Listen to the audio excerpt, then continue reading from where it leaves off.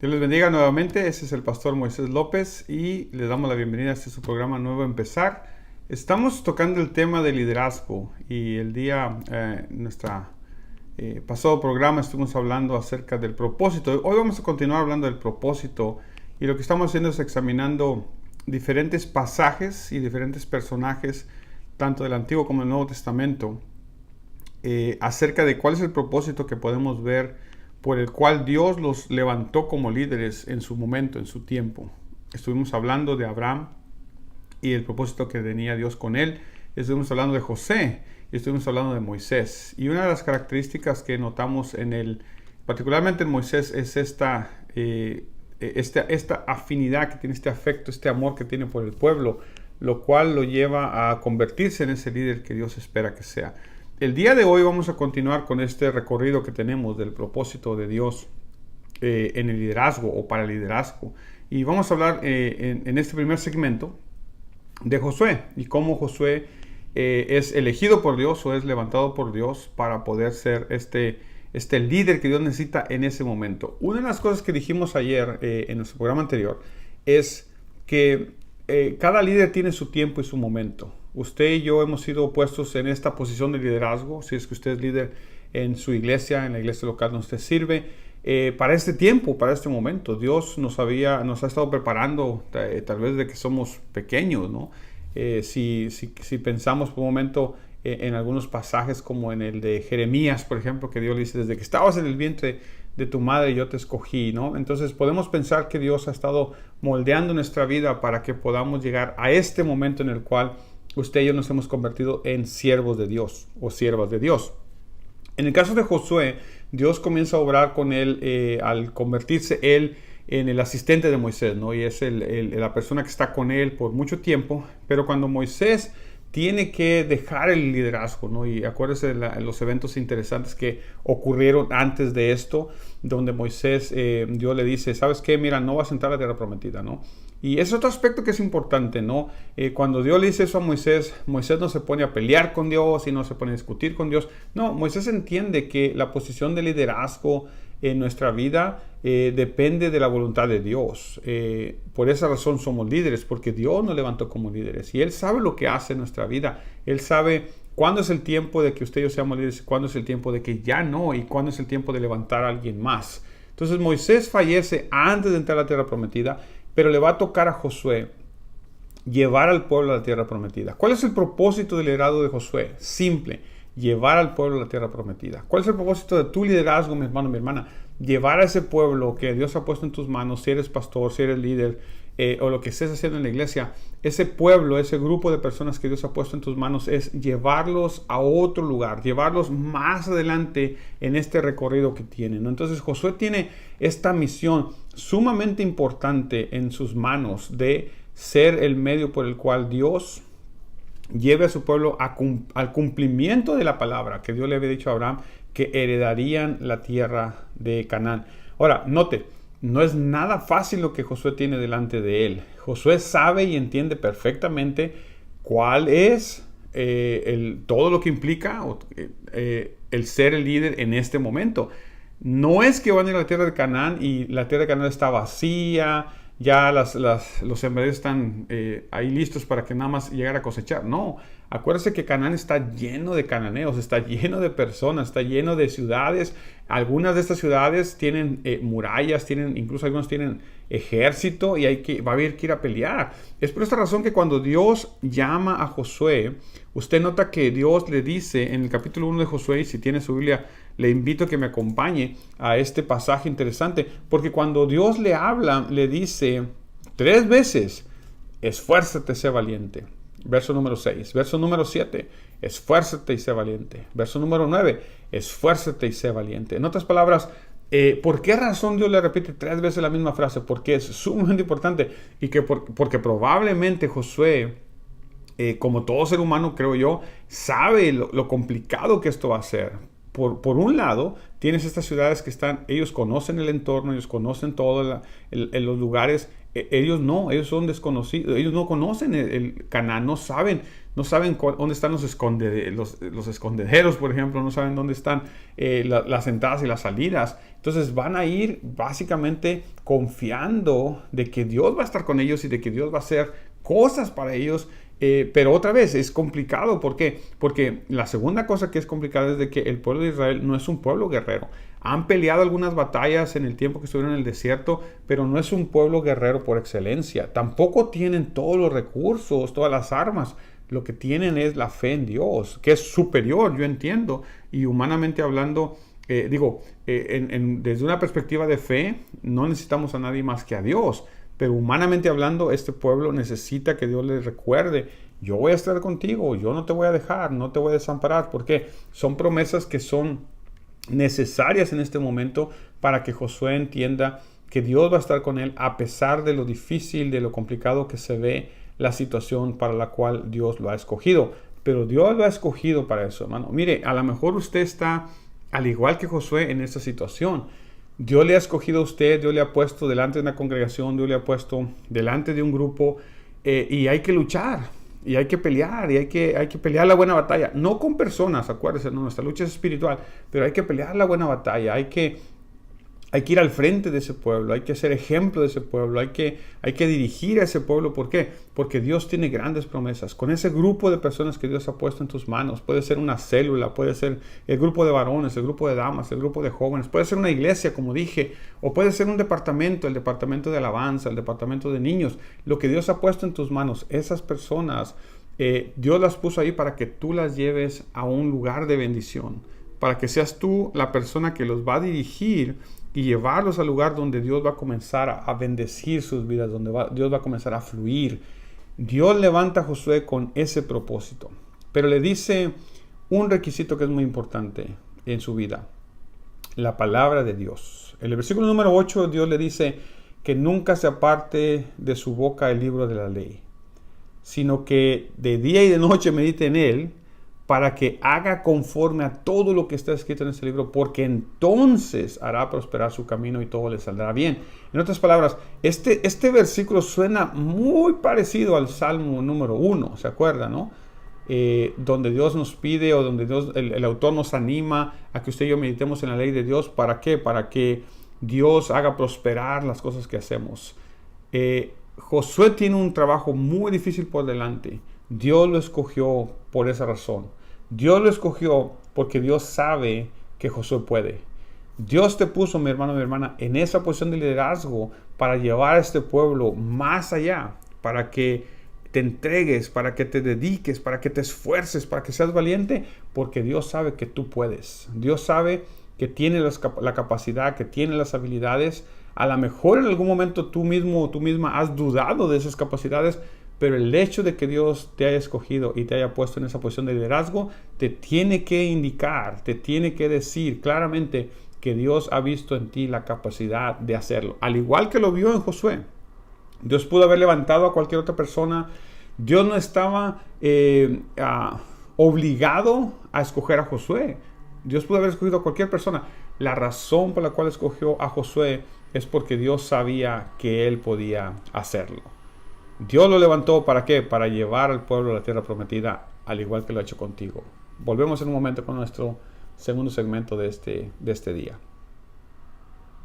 Qué bueno que continúa en sintonía de su programa Nuevo Empezar, y estamos tocando el tema de liderazgo, y hemos estado hablando de diferentes pasajes en la escritura acerca del propósito del liderazgo, ¿no? Una cosa es ser líderes, pero lo que estamos tratando de descubrir es que detrás de la posición de líder siempre Dios tiene algo específico, una función muy específica que tiene preparada para cada uno de nosotros en la posición de liderazgo que Dios nos haya puesto, o nos haya permitido, o nos esté permitiendo servir.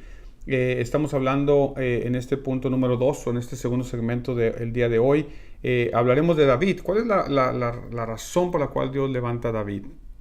Creo que el texto es bastante claro. Que David es el hombre conforme a su corazón, conforme al corazón de Dios.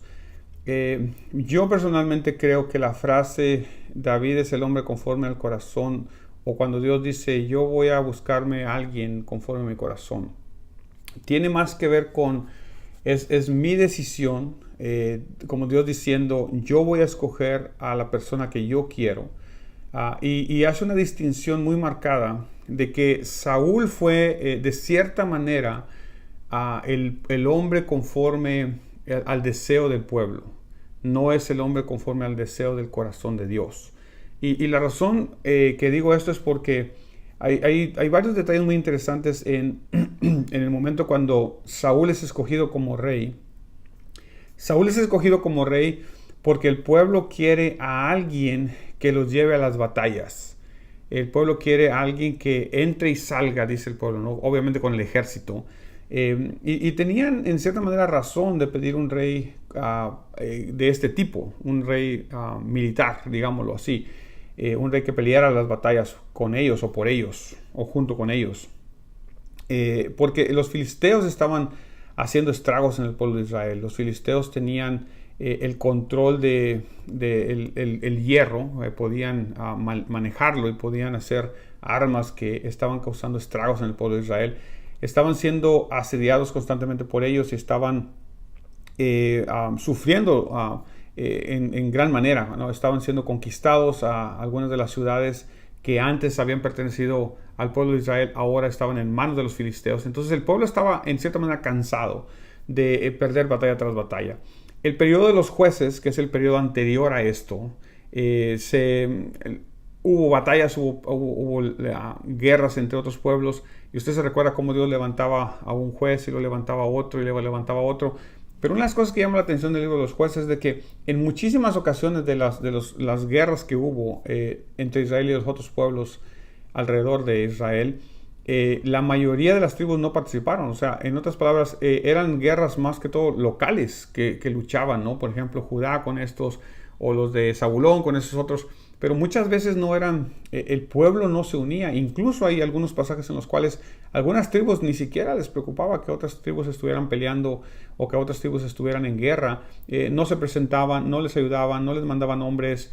Cuando les pedían ayuda, se las negaban.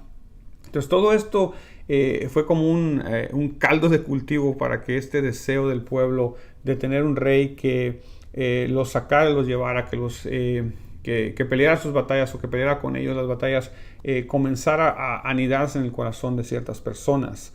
Es por eso que piden rey. Obviamente el pasaje, claramente el pasaje nos dice que Dios tampoco estuvo de acuerdo con esa decisión, ¿no?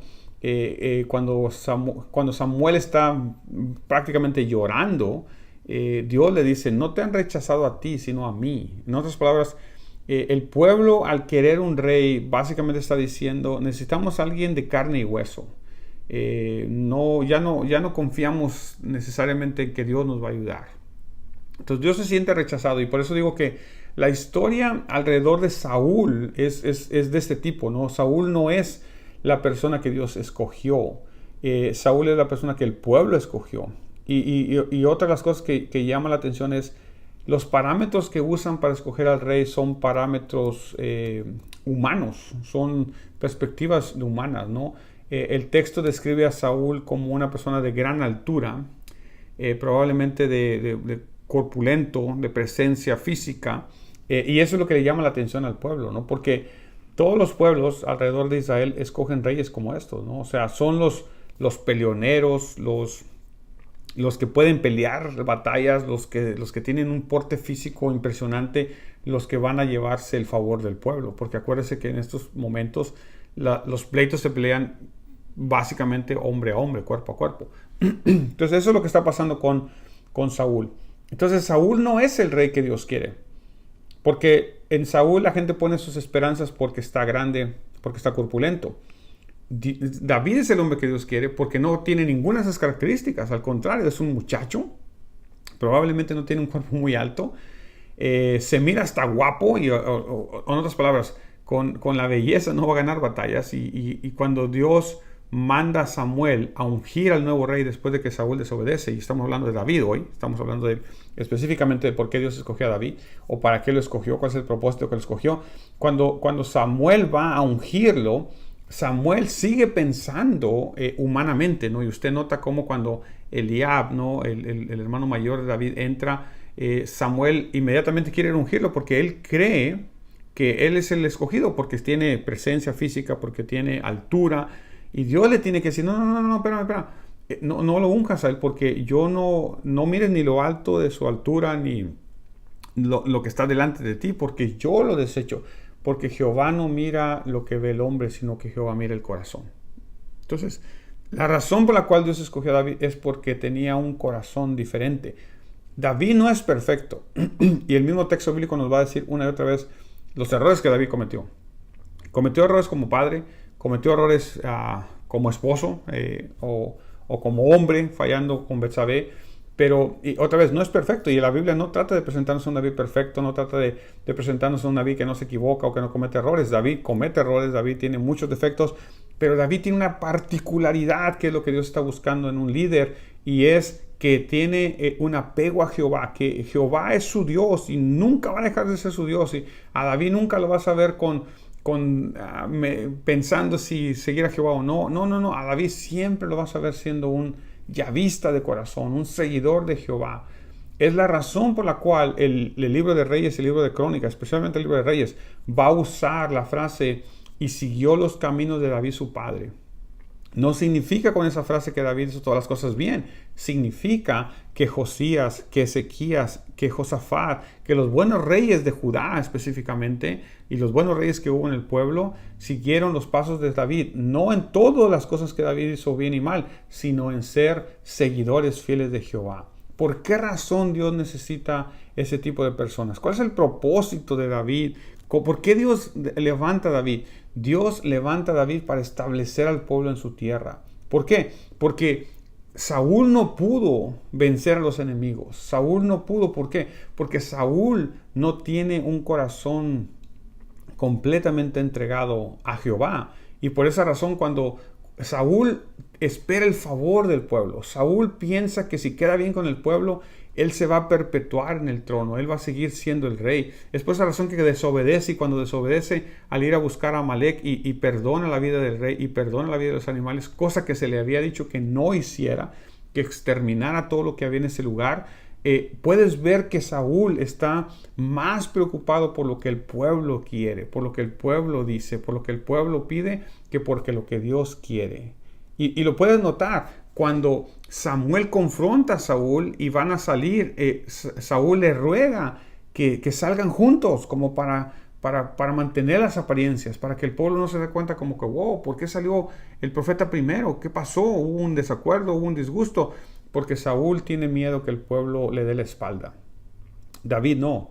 David sabe que amar a Jehová es lo único que necesitas.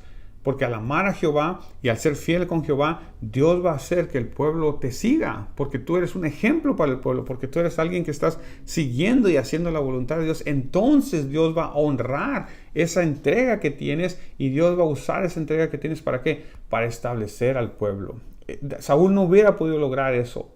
Las batallas que David peleó, no las ganó porque tenía un ejército impresionante. Las ganó porque confiaba en Dios. Las ganó porque su confianza estaba puesta en Dios. Las ganó porque él sabía desde un principio, antes de ser rey, cuando David confrontó a Goliat, él claramente lo dice: tú vienes contra mí con tu espada, tu lanza, tu jabalina, pero yo vengo contra ti en el nombre de Jehová de los ejércitos.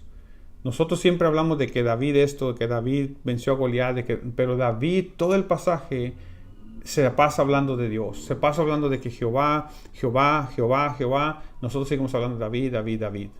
David es el hombre conforme al corazón de Jehová. ¿Por qué? Porque David es un fiel seguidor de Dios. David confía en todas las cosas, confía en que Dios lo va a sacar. Si usted y yo vamos a ser los líderes que Dios necesita para este momento, para este tiempo en el cual Dios nos ha permitido ser líderes, necesitamos que nuestro corazón esté completamente entregado a Dios y que entendamos que las batallas, que las situaciones que vengan en nuestra vida no se van a ganar solamente con nuestros medios, con nuestro ingenio, con nuestras ideas. Se van a ganar porque usted y yo confiamos en que Dios va a estar con nosotros. Esa es la gran diferencia en el caso de David.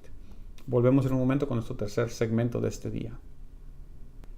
Bienvenidos nuevamente y qué bueno que nos sigue acompañando el día de hoy. Este es nuestro tercer segmento del liderazgo. Estamos hablando del propósito del liderazgo en la vida del pueblo de Dios. Y Le damos gracias a Dios por los líderes que nos sintonizan, por usted, hermano, hermana, que nos sintoniza, que Dios le ha dado el privilegio de ser líderes en su congregación o líderes en su familia. Acuérdense que somos líderes siempre, todo el tiempo estamos liderando, todo el tiempo estamos mostrándole al mundo nuestras capacidades de liderazgo, ¿no? Sea enfrente de una gran multitud, sea enfrente de un grupo pequeño de personas. Pero es importante que reconozcamos eso, ¿no? Hoy vamos a hablar en nuestro tercer segmento de este día, y vamos a hablar de un personaje que es muy poco mencionado, ¿no? Nehemías es la persona de la que vamos a estar hablando. Nehemías no es muy mencionado, aunque juega un papel muy importante. Nehemías es parte de este mover de Dios. Acuérdense que el pueblo, por causa de su desobediencia, el pueblo cayó en la cautividad de Babilonia.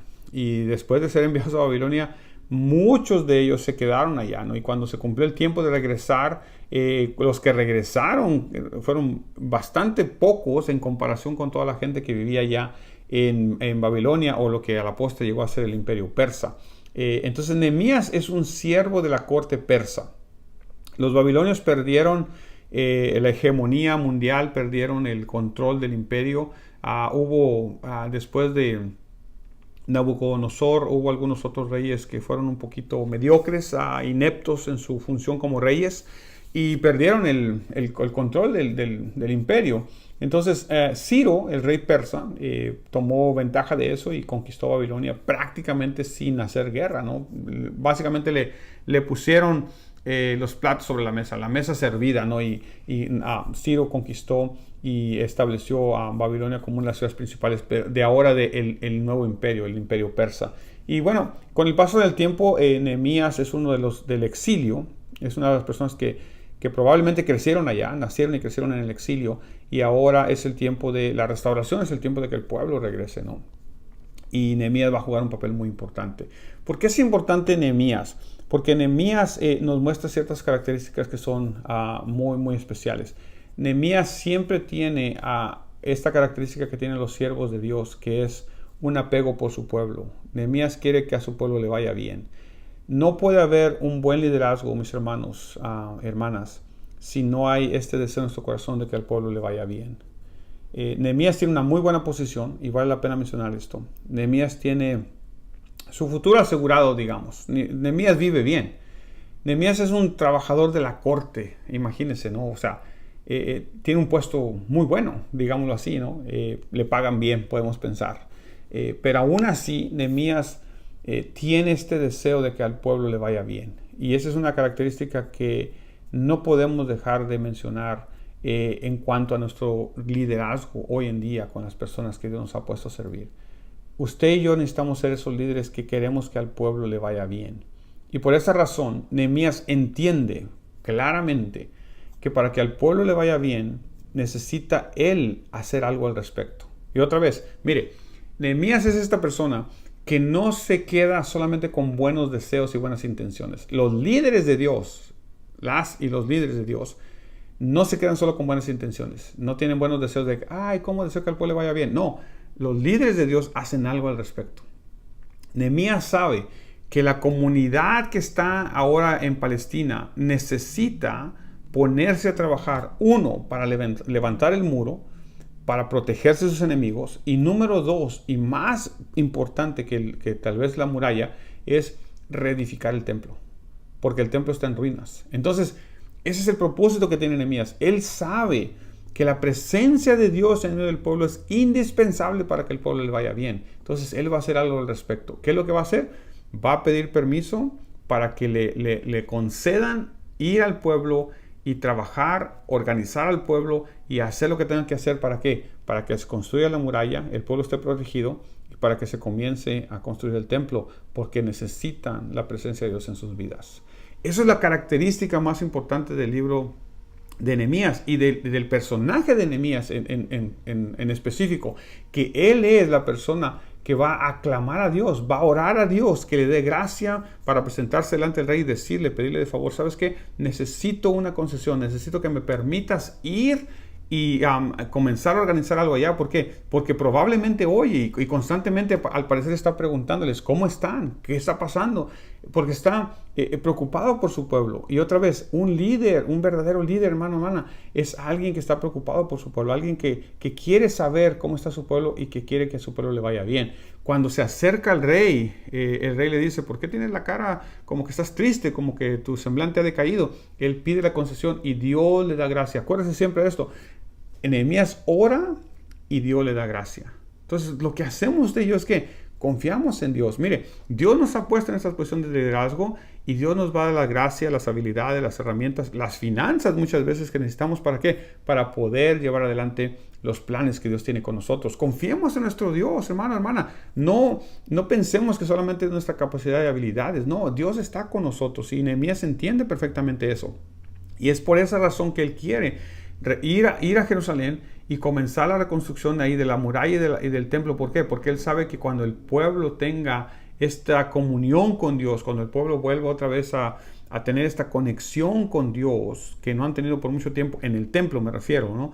Dios entonces va a comenzar a bendecir sus vidas. Él sabe lo importante que es esta conexión espiritual con su Dios para que pueda ser el pueblo bendecido. Entonces lo que va a hacer Nehemías, y no solamente eso, sino que pide concesiones. Y el rey, mire cómo Dios obra. Cuando usted ora, mi hermano, mi hermana, en favor del pueblo, no para beneficio personal.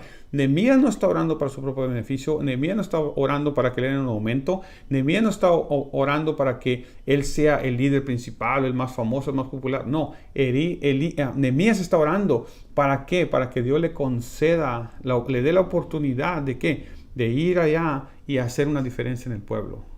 Y Dios le concede, Dios le abre puertas. Es más, el rey le firma cartas y le dice, mira, cuando llegues allá, ve con tal persona y que te den acceso a los bosques del rey. ¿Para qué? Para que agarren madera, todo lo que necesites. ¿Por qué? Porque cuando Dios está en el asunto, hermano, Dios abre puertas de bendición. Usted y yo no tenemos que estar preocupados por lo que va a pasar. Cuando usted y yo estamos en la voluntad de Dios, Dios abre puertas. Dios va a usar a Nehemías para restaurar al pueblo. Pero la restauración del pueblo comienza con una conexión espiritual. Usted y yo tenemos que ser esos hombres de Dios, esas mujeres de Dios que llevamos al pueblo a poner las prioridades en orden.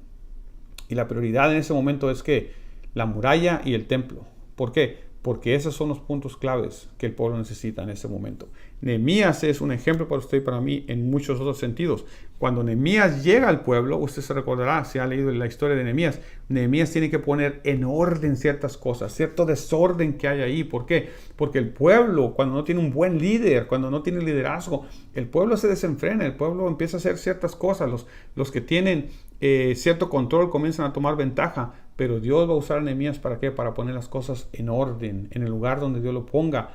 No para verse bien él, sino para que el nombre de Dios sea glorificado y para que el pueblo sea restaurado en todos los sentidos. ¿Lo logró Nehemías? Claro que lo logró. Él comenzó a hacer las cosas, el pueblo comenzó a trabajar, el pueblo comenzó a moverse y Dios comenzó a obrar en favor del pueblo. Ese es el trabajo que tienen los líderes de Dios. Ser parte de esta restauración que Dios tiene para su pueblo. Gracias por su sintonía. Estos videos van a estar siendo puestos en nuestro canal de YouTube, así es de que ahí va a estar apareciendo la información del canal de YouTube. Cuando usted desea verlos o compartirlos con alguien, le pedimos que lo haga. Muchas gracias por su sintonía al programa de hoy. Dios le bendiga.